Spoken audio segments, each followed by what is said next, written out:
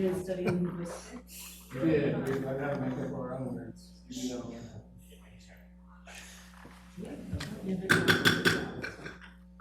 Time is now 6:32 p.m. and we will begin the meeting. Pledge allegiance, please. I pledge allegiance to the flag of the United States of America and to the republic for which it stands, one nation, under God, indivisible, with liberty and justice for all. Roll call, please. Time is now 6:32 p.m. I think it's you. That's me. Okay, sorry. Mayor Lofgren. Mayor Pro Tem Ott. Trustee Counterman. Here. Trustee Doherty. Here. Trustee Jeffrey. Here. Trustee Morris. Here. Trustee Strock. Present. Everyone is present. Next item on the agenda is the approval of the agenda. Do I have a motion? I move to approve the agenda with the addition of an executive session for the purpose of obtaining legal advice pursuant to Colorado Revised Statutes 24-6-402, parens B for legal advice. I second. A motion, a second. All in favor of approving the agenda, say aye. Aye. Opposed?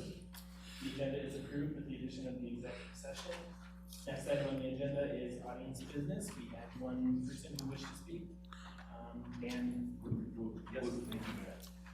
I'll be very quick. Thank you, Honorable Mayor and Board of Trustees. My name is Dan Wu. I'm a trustee in Erie, Colorado, and I am running for State House Representative in District 63.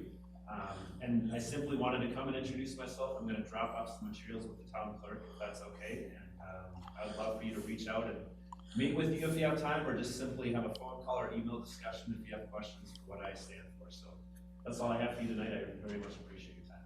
Thank you. Thank you very much. That was the only public comments we had for tonight. Okay. No, you're okay. Next item on the agenda is the CML presentation. Bummer.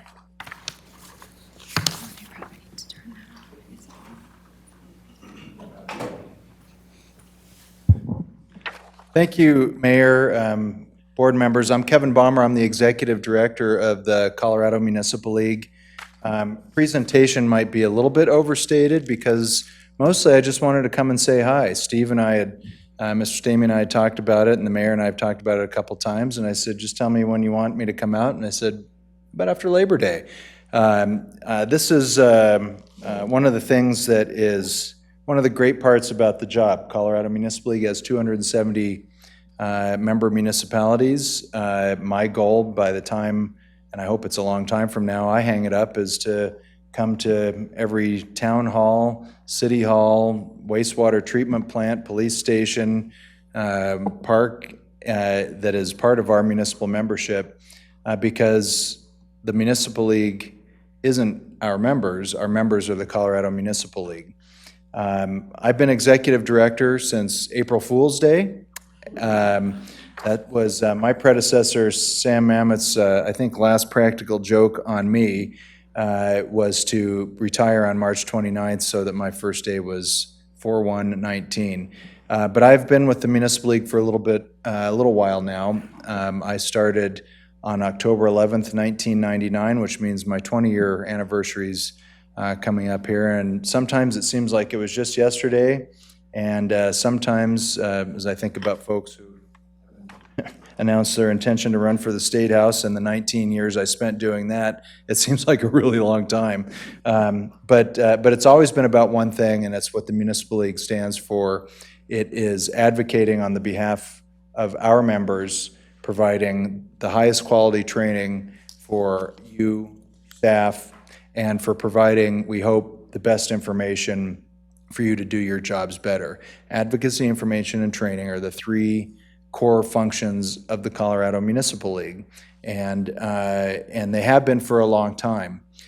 One of the things that I benefit from is having taken over a very strong organization. There's certainly no doubt that Sam Mamet was a strong leader with great vision and took the league forward in his 14 years. But as my board and I have discussed, and they've encouraged me, they said, Kevin, you're your own guy. You're not Sam, and I'm not. We're a lot different. I'm taller, for one thing. Although I know I have bigger feet, yet the shoes still seem a little big. I'm working on that. But we do have different styles, to be sure, and it reminds me of a story when I was first hired by Sam's predecessor, Ken Boucher. And Ken, after a year of, less than a year where I was doing other jobs, promoted me to be a lobbyist. He talked to me, sat me down, he said, you're going to have to develop your own style.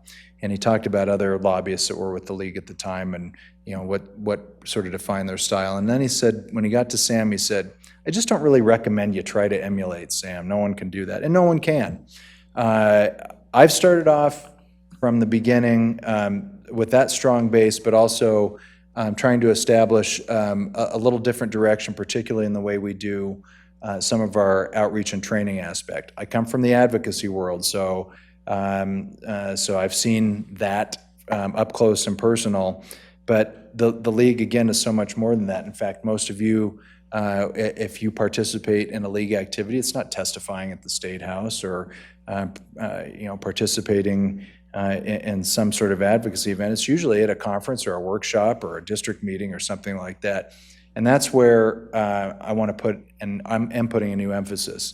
One of the first things we did was change the membership services position to engagement and communications to really stress not only the communications aspect, both internally and externally, but engagement.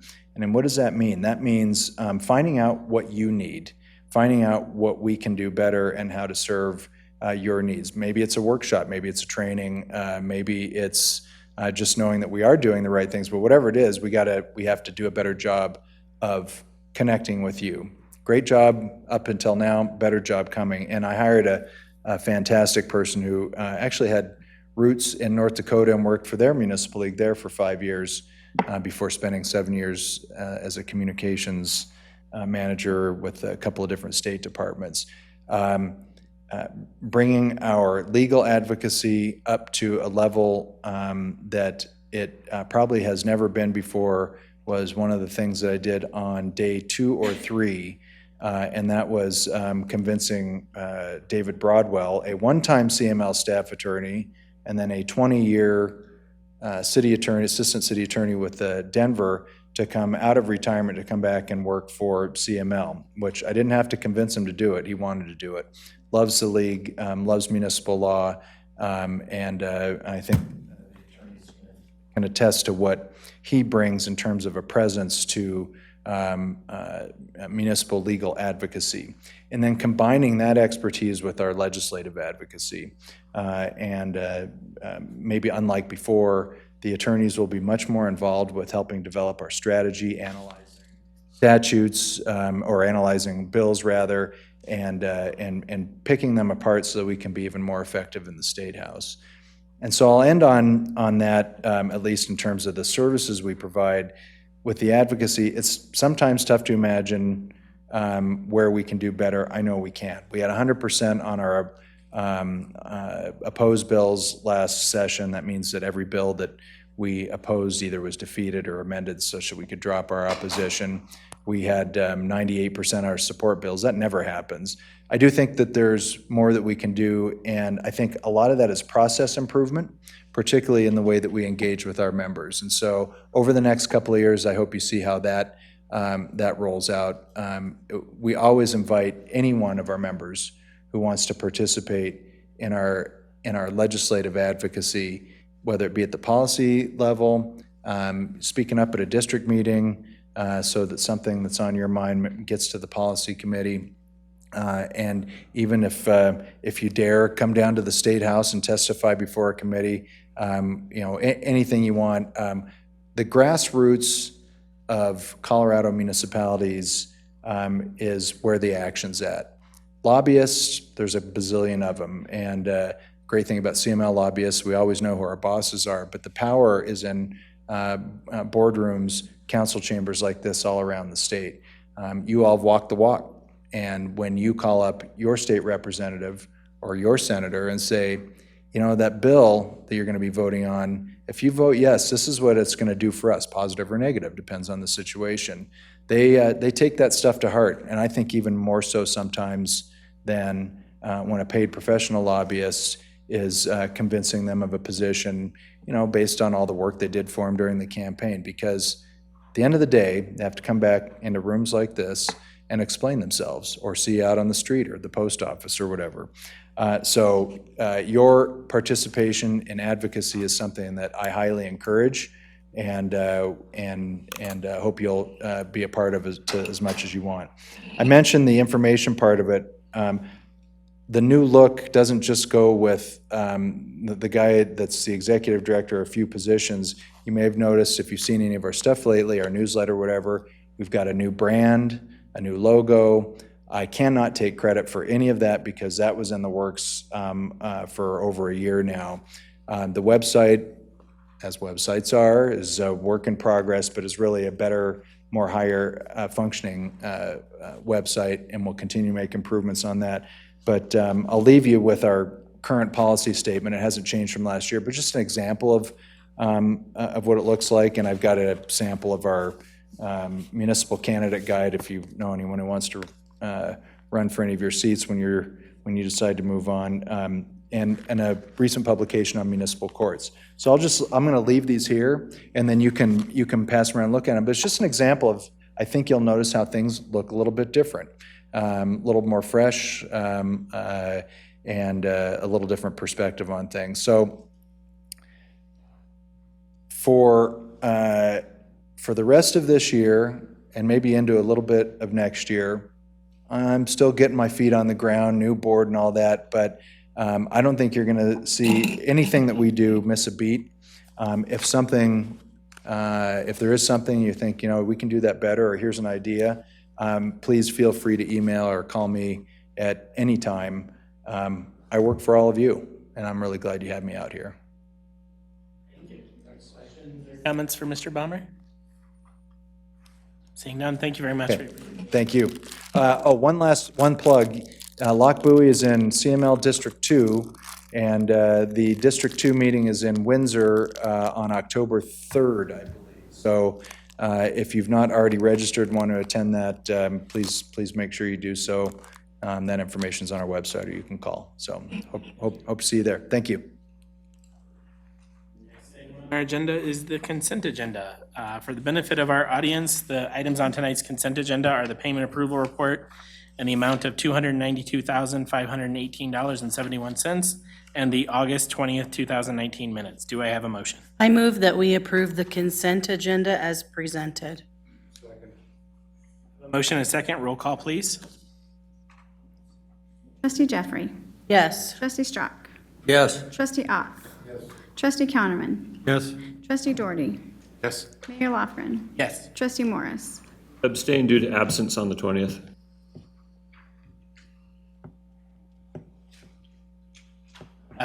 And the motion carries 6-0-1. Next item on the agenda are the action items. Action item A, ordinance 2019-646. Ms. John. Thank you, Mayor and Board. Before you tonight is on first reading, which is a little bit of an oddity for us, as the ordinance that adopts all the building codes that we've discussed now several times with Safe Built as our building code inspection provider.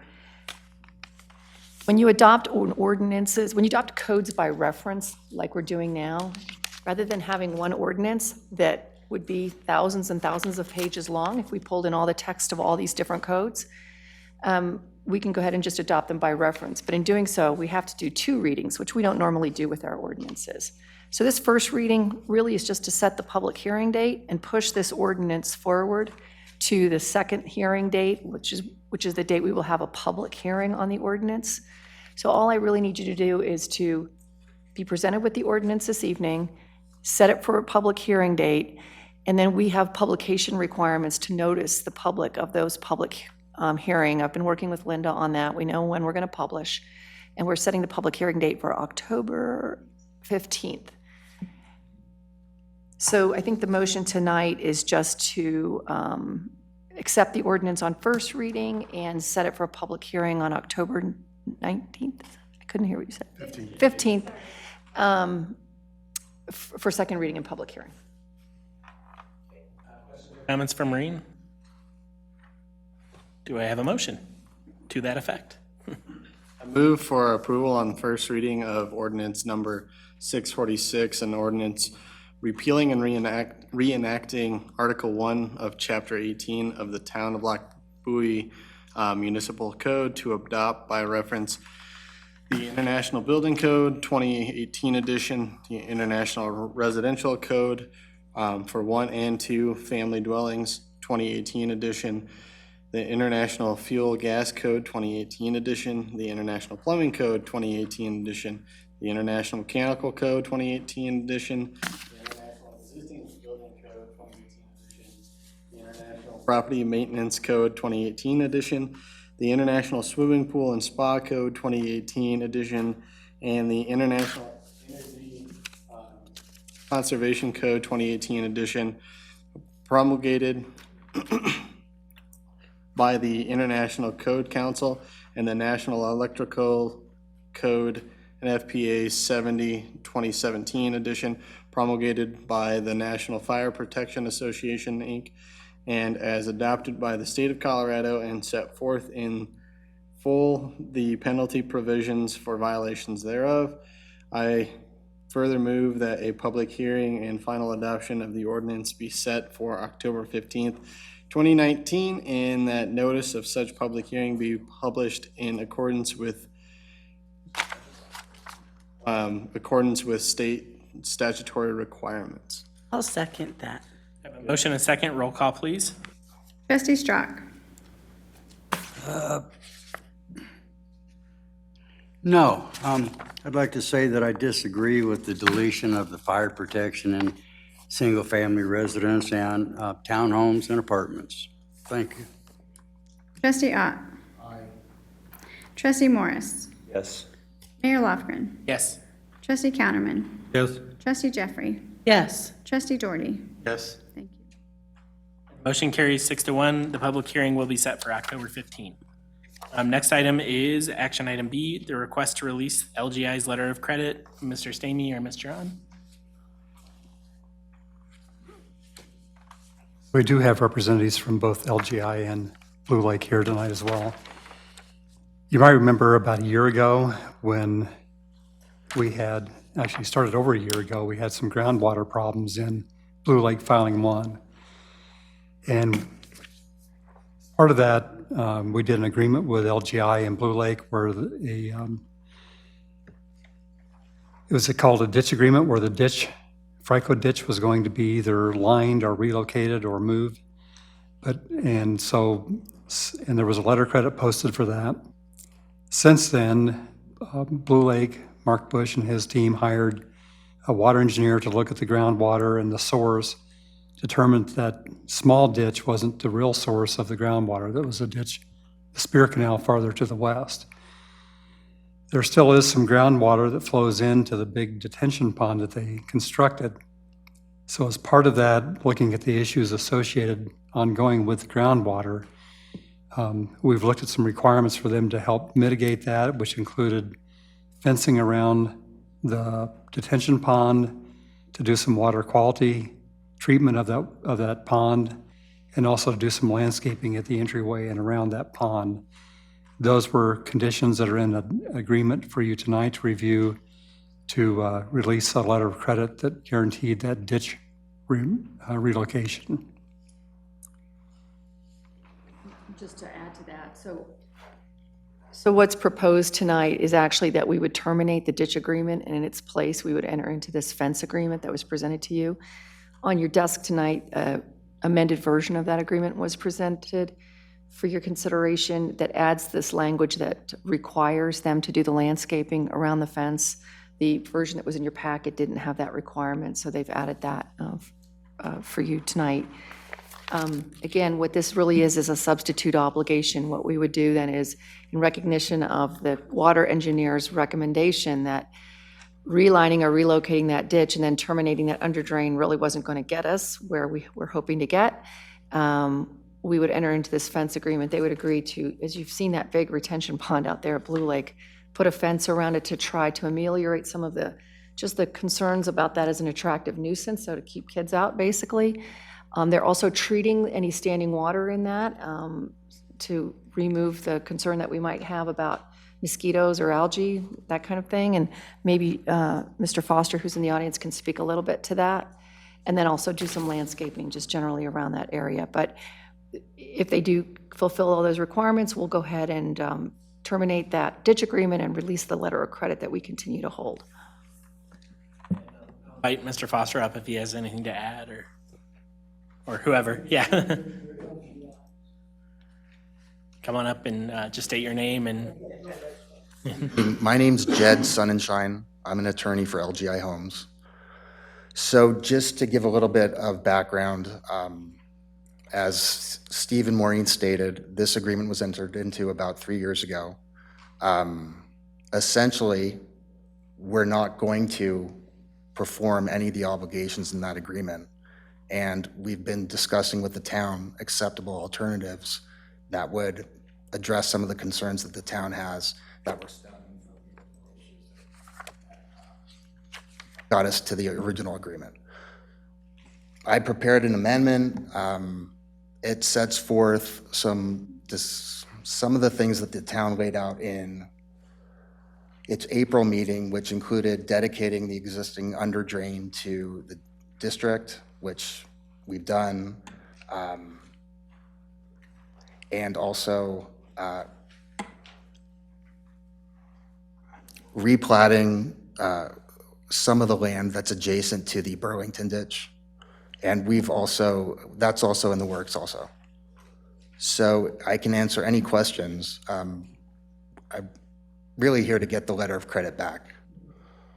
Questions or comments for LGI or for staff? Trustee Jeffrey? Several. I appreciate the amended copy in paper for us tonight, and it speaks about certain landscape improvements shown on sheet 3. I don't see those.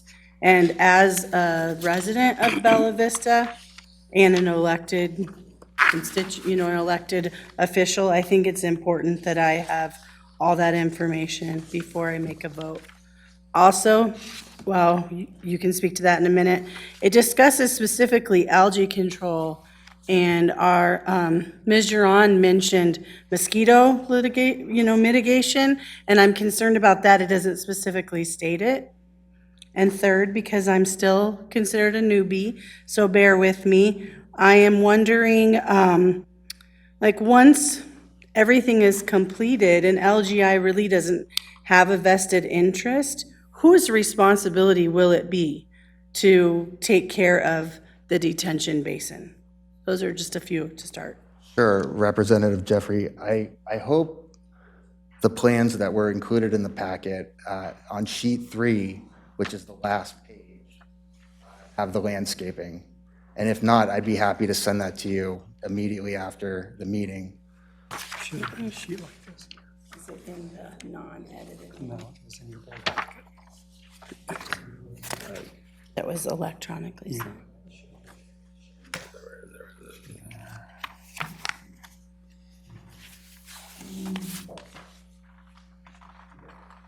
I was expecting to see it here, so I apologize for. Oh, have you found it? Yeah, it is in the packet that was emailed to us. Okay, and so to address your concerns about ongoing maintenance obligations, at the April meeting, the town also raised this issue, and they essentially said, we want you to dedicate the under drain to the district. The detention pond itself is already it's owned by the district, and so the district is obligated to maintain it. And the algae control that we've proposed is just, I guess I would call it a bonus, if you will. When we were here in April, we had this discussion, and what the trustees asked us to do was to dedicate the under drain and have the parcel that's adjacent to the ditch replatted. And so if you go through this agreement, we've performed the dedication of the under drain. The replatting is in process. Now what we're proposing, in addition to those two things, is this fence with the landscaping and the algae control. And we've specifically structured this so that it's within the hands of the district. As a matter of fact, if you go to the agreement that I drafted, you'll see the dedication memo itself, the last sentence says that the district will be responsible for all of the under. Does that address your questions, Trustee Jeffrey? For the moment. Trustee Doherty? Yeah, so I see on like the plans, you guys have this noted as a detention pond. Is it intended to actually hold like water throughout the year? The pond was designed to hold water. It's doing what it's supposed to be doing. I guess that's actually my question, then legally that's a retention pond, not a detention pond, correct? That's correct. So, so I'm just curious, we're calling it a detention pond, and I guess part of my curiosity is if this was approved by, just to make sure that this was approved through the state for water, since detention ponds are approved differently than retention ponds are. Because you're damming up water, which is a water right issue. What I can speak to on this, and then I'll let Charlie take over, is that we initially recognized that there was some issue with groundwater while we were installing our public improvements for filing 1. And the town requested that we install an underdrain, or else the town would not issue building permits. It was a stark request that the town made 3 years ago, which essentially was, sign this agreement or we're just going to grind you to a halt. So whether or not it was wise to enter into that agreement in the first place, we had no choice but to do that, and we did that. Subsequently, we installed the underdrain. Subsequently, our improvements were initially accepted by the town, and then they were finally accepted by the town. And I'm now talking to you about the letter of credit securing something that's not going to be performed that arises out of an agreement that we entered into 3 years ago. So I can't directly answer your question, but the letter of credit, respectfully, Trustee Doherty, doesn't have anything to do with what you're asking about. But with that said, let Charlie give you some more information. My name's Charlie Foster, and my address is 5600 South Quebec, Greenwood Village, 80111. The retention pond was designed prior to the pipe going in from the underdrain. It was designed to accept storm water, and then infiltration and evaporation would get rid of the water. And it was interesting that I went to the state engineer's office with 2 of these ponds at the same time, and they were both reviewed, and the plans were approved. And I've got one that is working exactly the way it's supposed to. But this one, we've introduced the pipe into it, and we're getting about 25 gallons a minute, which doesn't sound like a whole lot of water. But if you think there's 1,440 minutes in a day, it adds up. And so you're getting somewhere around 30,000 gallons a day coming in, and it can't infiltrate into the ground and evaporate fast enough. So there are really 3 phases to the solution that need to work here. The first, we met on August the 20th and discussed this. On August the 23rd, the pond was treated. I had people who were doing that on other ponds for me come out here and do an initial treatment on the 23rd. And it usually takes at least a couple of weeks. I think it's a little more complicated because of the amount of water. It's one thing if it's just stagnant, but we're actually getting water in there all the time. But it was treated on the 23rd for both algae and mosquitoes. I will, as I said, I expected to see some progress in a couple of weeks, and it's been a couple of weeks. So I was out there this afternoon. The sun, the way the sun was, it was hard to tell if any of the algae is dying or not. But I'm going to have our chemical people come back out and take a look at it and tell me whether they need to do another treatment. But they have controlled ponds before with very similar situation. I expect them to control this. We are working on it. But that's just the first step, and that's the most immediate thing. The second step is to deal with the water flowing into the pond.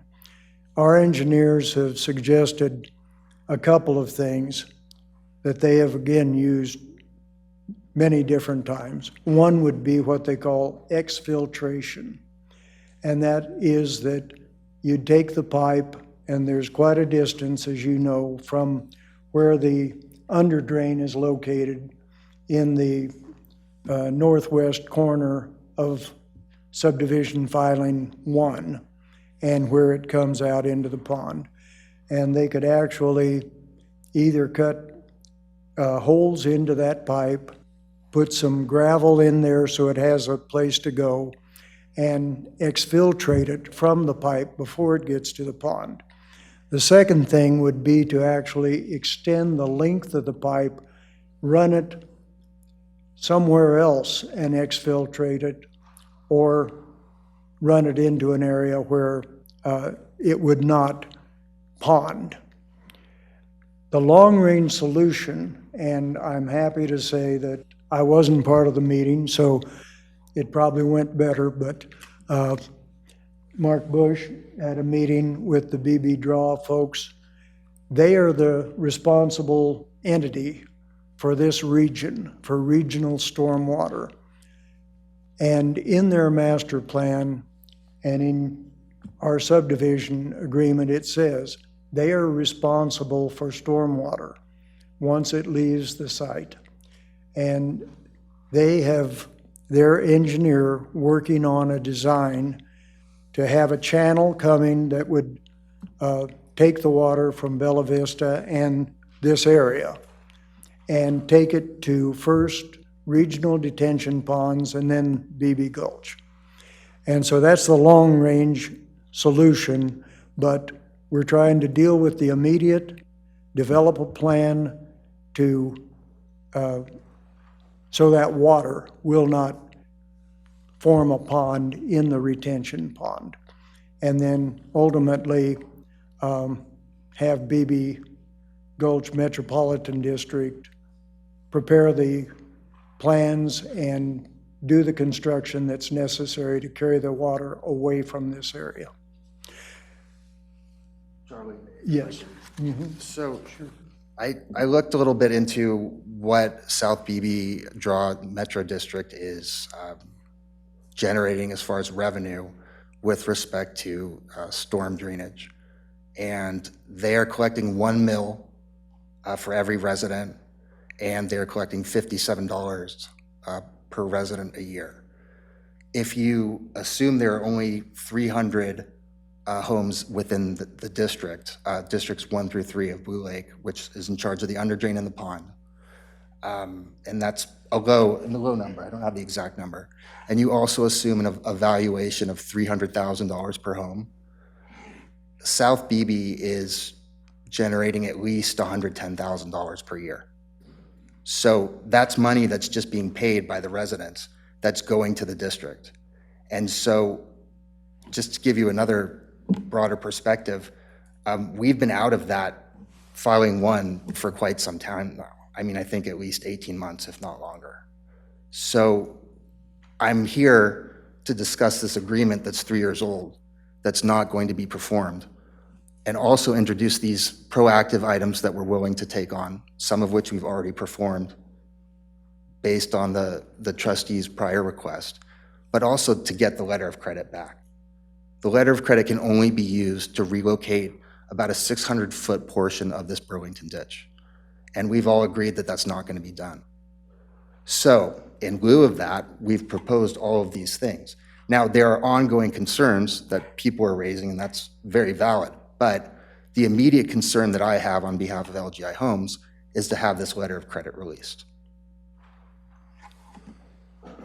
Trustee Strack? Unfortunately, when we released that letter, I wasn't here, And, you know, to this date, I still don't think we have fixed that trench back there. The problem has not been solved, period. I would like someone, if they could show me exactly on this little map where this trench is. They show it going through the streets here, and I believe it went on the outside.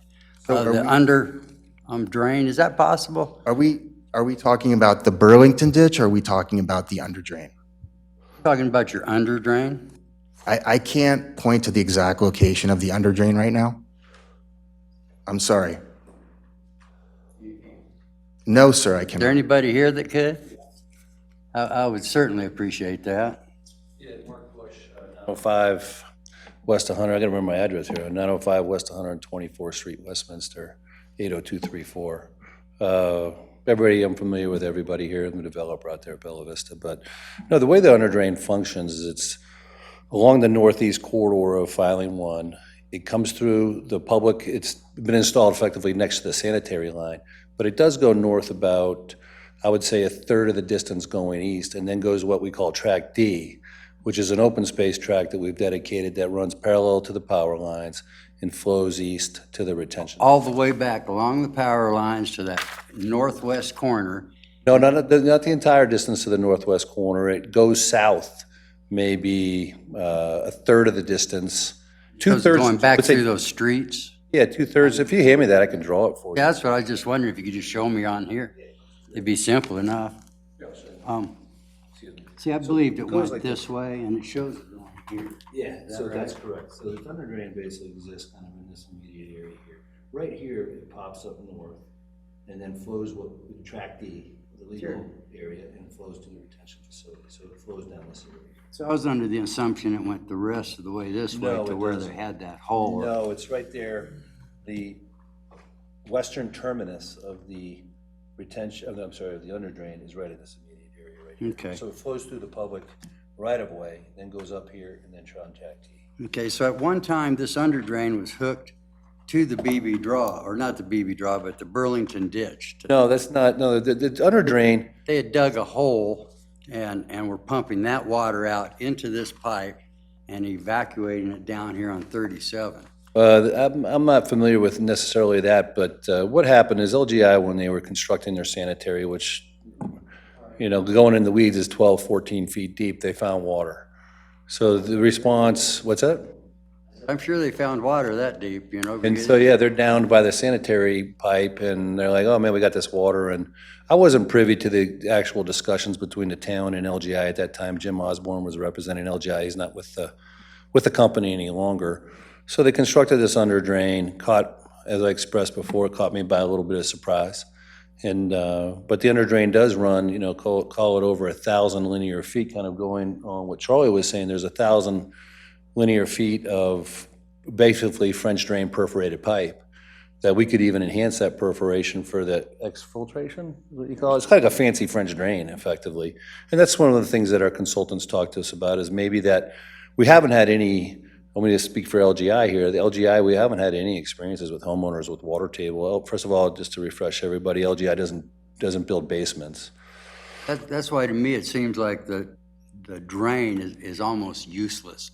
I mean, anytime you cut a scar into the earth, it's going to just, water's just going to follow that scar. Yeah, you know, and we're experiencing a similar water, you know, we have piezometers out there all over the place, and we've shared it all with Chris Sanchez's firm, all of our information. We're not, you know, Chris, we effectively asked Chris to examine the issues for all of us out there to try to make some good decisions as it relates to the water table for future filings, including the southwest corner of filing too.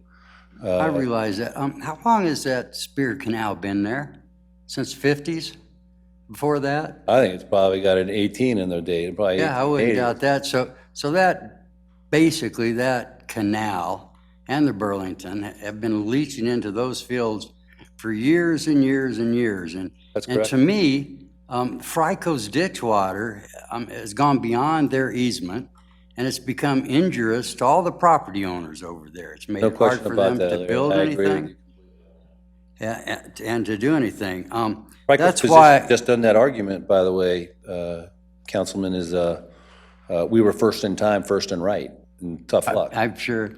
They act like they're the railroad or something like that, you know? So I find it kind of interesting too, that the Stormwater District basically wants you to take FRICO's water out of that ditch and pump it through your under drain and ship it to them eventually. You know, we've looked at that issue, particularly the connectivity of the under drain to the FRICO seepage. The West Burlington's really going to slow down quite a bit. There's only 2 users on the ditch north of us. So effectively, it's kind of going out of agricultural production. In fact, FRICO's long-term goal is just to use that for return flow, so return credits.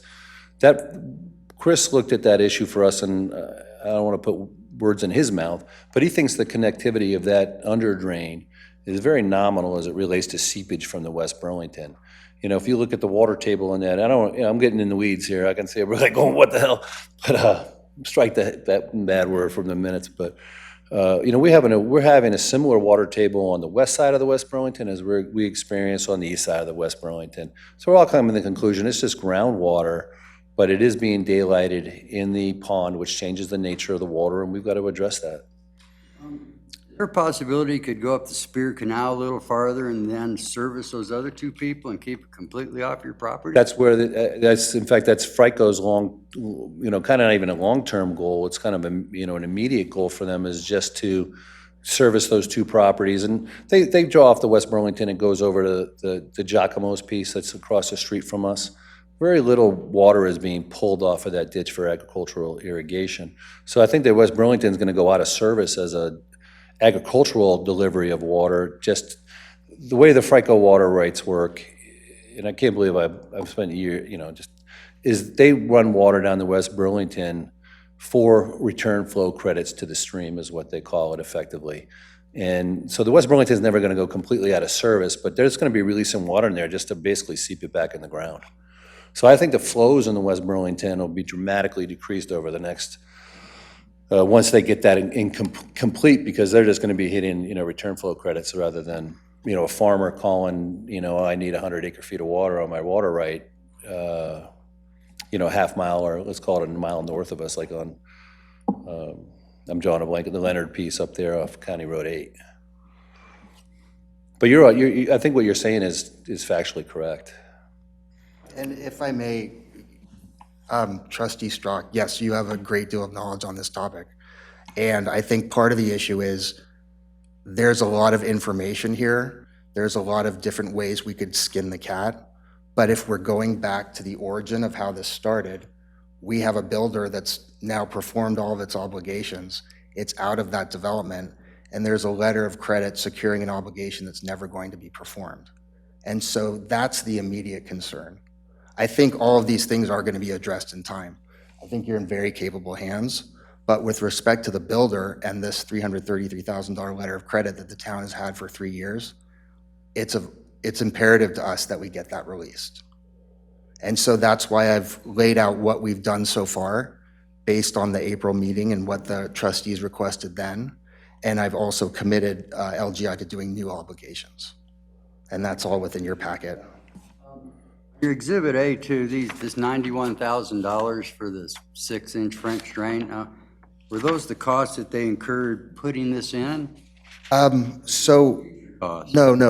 Well, when the district takes on improvements, an engineer has to independently certify that they're of a reasonable cost. And at this point, that's what the engineer certified the amount of the under drain cost as being. We've already incurred that cost.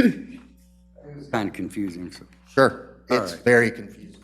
The districts involved. I was out there today too. There were 2 other things. The weeds were horrendous out there. It's hard to see. FRICO's always going to have their access road, which goes right up to our, unfortunately, there's not a sidewalk on that side, but it really cuts that property in half. Right, the West Burlington? Yeah, it's going to be hard to put a little park on one side and a park on the other side. I mean, it can be planted with grass or something like that. Zero-scape. I don't think there'll ever be a connected trail from one side of it to the other. The other thing I noticed is so this under drain, which supposedly has the holes in it, and I hope they've installed it correctly. All the way down, they've got a nice new path down that, and they've got a sprinkler system on both sides of that, all the way down from Upham Street to 37 on top of that French drain. And I know it's not 30,000 gallons a day, but it's a lot of water still that's just going to drain right back into that system. So And that's I was true. kind of confused why you would put a sprinkler system on top of a drain system. Respectfully, trustee Strzok, we get certain guidance from the town when we're making our applications. As we are doing right now, the town makes certain requests, and we can only do what the town tells us to do. And we've been doing that. That's how we got here with this ditch relocation agreement to begin with. Well, I apologize if we requested No sprinklers on need. top of that trail. So, Councilmember, the sprinkler system out there is to help establish the native landscaping in that area. It's not going to be a total sprinkler system out there dumping tons of water. There are some landscape enhancements that we did. They're going to need some drip irrigation, but that's a temporary sprinkler system out there to help establish the area. one more big question. What's the purpose of this fence going around the pond? I was out there today. It looks pretty nice to me the way it is. Well, there's really two issues with the pond. There's an aesthetic issue, and then there's the issue with the standing water. One's more technical, one's aesthetic. I mean, this is an aesthetic thing to try to improve the eye feeling when you drive into the community. That's the purpose. We'll post it with no trespassing. I think Steve and Maureen have raised legitimate comments or thoughts about the attractive nuisance and not wanting the thing to turn into a sledding hill, et cetera. So that's really the purpose of the fence. And, it's going to cost quite a bit of money to do so, but I think the concerns that they raised are legitimate. And we'll put no trespassing, blah, blah, blah. But I think that's a good thought, and we don't want it to become a play area. The ultimate idea with that area would be a reversion to detention, working with South BB Draw. I raised the issue add on to the point that Jed raised relative to their annual income, but the project's also paid close to $1 million in stormwater impact fees to the district at this juncture. So they have plenty of money to design, and they're not asking us to pay for the design, et cetera. So I think that, I'm going to propose that the South BB, we come meet with Steve and Dave from Public Works and go over what they're doing. So the city has a concept of, or a seat at the table in the final design. And we're designing it for the entire basin out there also too. The contiguous property is what we call Section 30 across the street. So I think the short version is that the fence really is going out there. And also to act as a little bit of a deterrent for anybody who wants to play cowboy in the pond, Swamp, yeah, they want to be like the Legend of Boggy Creek or something like that hanging out down there. I appreciate your patience. Thank you. Yeah, no problem. Counterman? I was wondering, with the amount of water that's flowing into that pond, how high or how deep does it have to get before someone starts to drain that out? I mean, is that an automatic thing, or?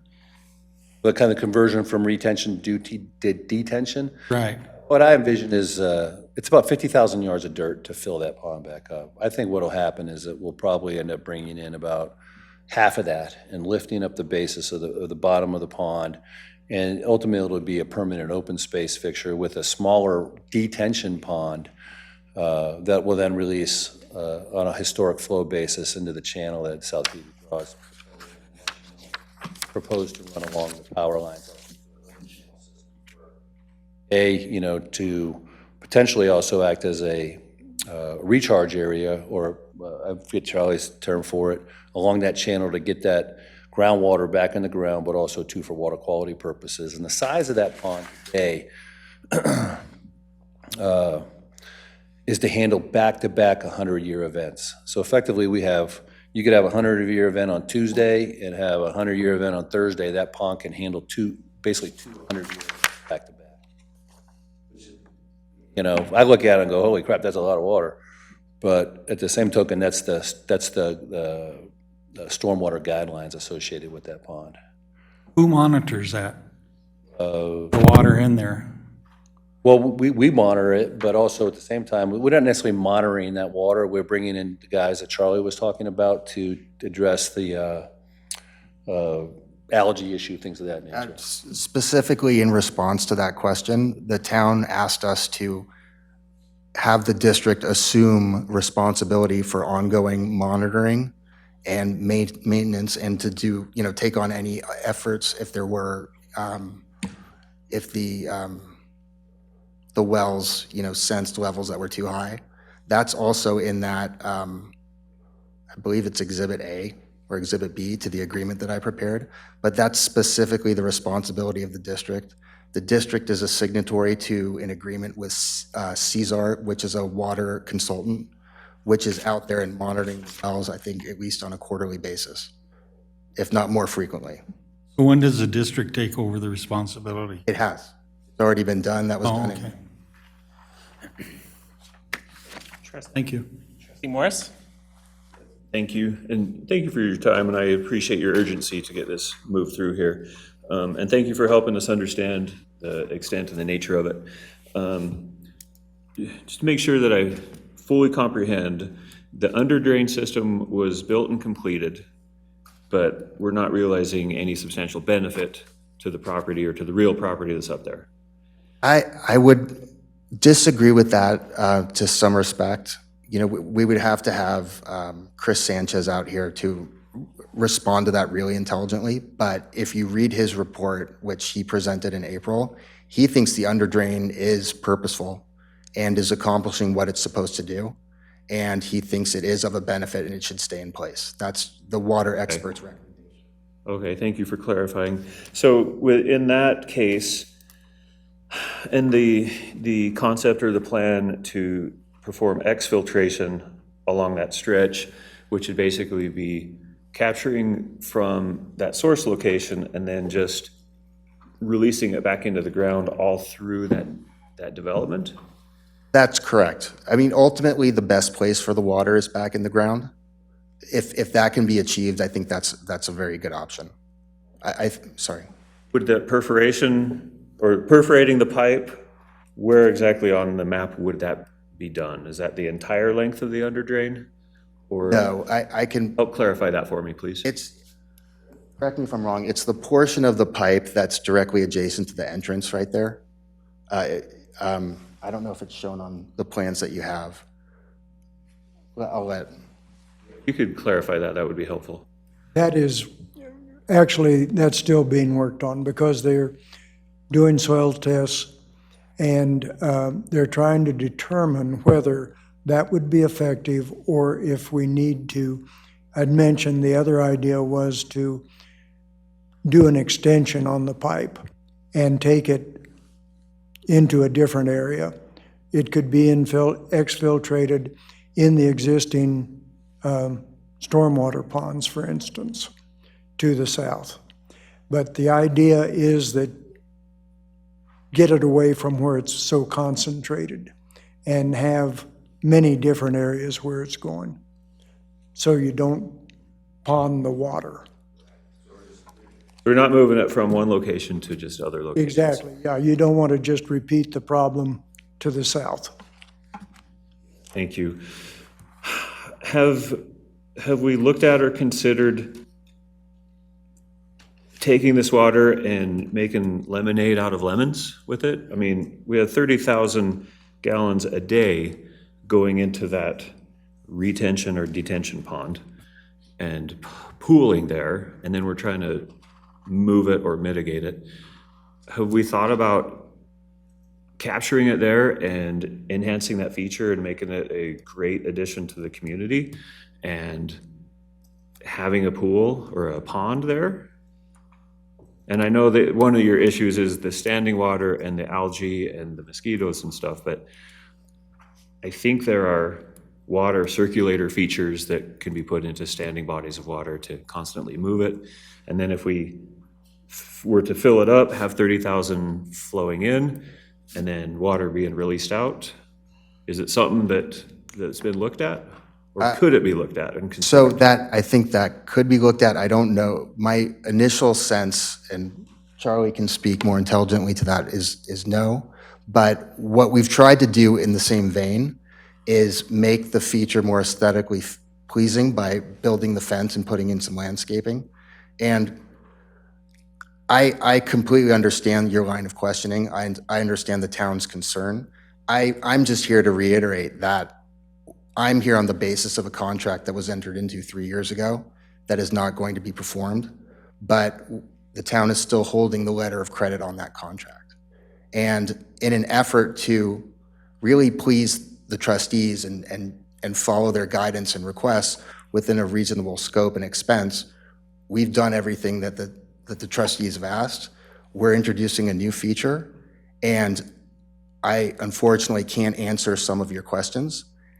I think the answer is, several months down the road, but I need to have my letter of credit released because otherwise it will just get, I guess, Right.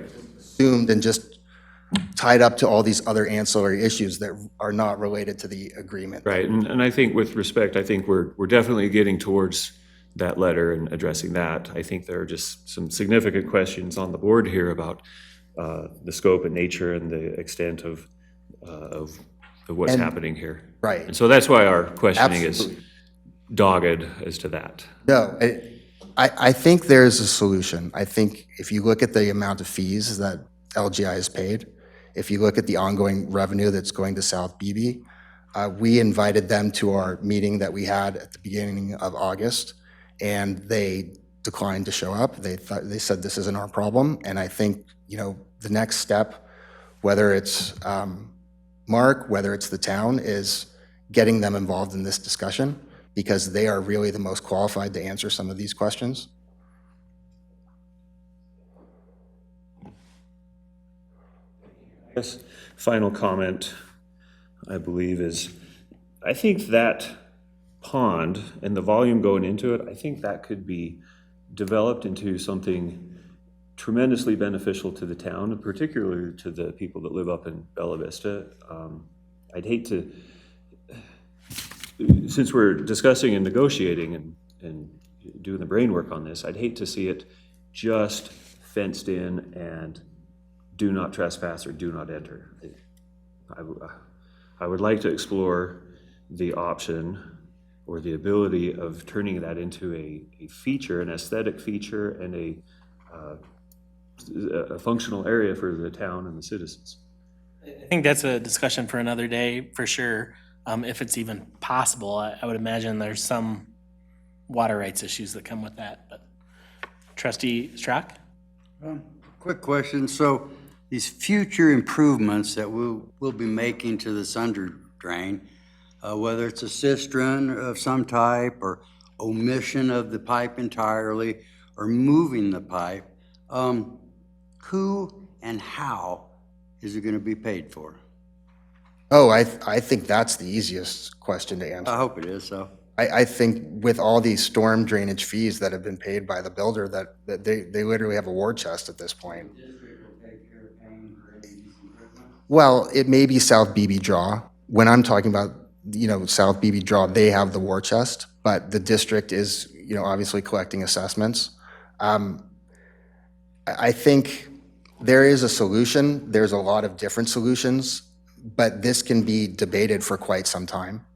And I'm really here, and I'm sorry I'm beating a dead horse. That's why I was just asking, who's Yeah. going to pay for those improvements? Right, but to direct, At one point, LGI was. well, LGI has paid about $1 million in fees, as we know. I was trying to determine today which of the, I don't know, at least over a dozen different impact fees and other fees that you had to pay at the issuance of a building permit would apply to this. And unfortunately, there's not a list. But I think there are funds. I think there are funds available. We put up a letter of credit for our improvements. The town held that letter of credit throughout the warranty period. The town released that letter of credit. The town finally approved all of the improvements that are in that subdivision.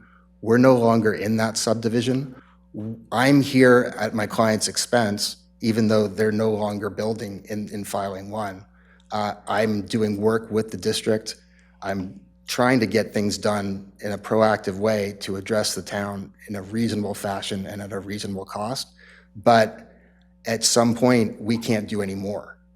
And so we want to be part of the dialogue on this, but we need to have an active partner, at least in the instant issue, and I think the town would show a great deal of good faith in reviewing that agreement and approving it. I appreciate all your efforts, sir. I was asking a simple question. Of course. Pay to Of course. extend that pipe or? And these are all completely valid concerns. If I was sitting in your chair, I would ask the same questions. I certainly would. I think the issue is, and my task here, is this contract that goes back to December of 2016 that is not going to be performed. No, I likewise. Trustee Jeffrey? Thank you, Mayor Lofgren. I move we convene an executive session per Colorado Revised Statutes 24-6-402, parens 4, parens B, for legal advice with town council on the proposed fence agreement. Motion, I have a motion and a second. Second. I have a motion and a second. Roll call, please. Trustee Counterman. Yes. Trustee Doherty. Yes. Trustee Morris. Yep. Mayor Lofgren. Yes. Trustee Strock. No. Trustee Jeffrey. Yes. Trustee Ott. By a vote of 5 to 2, we will convene in a brief executive session.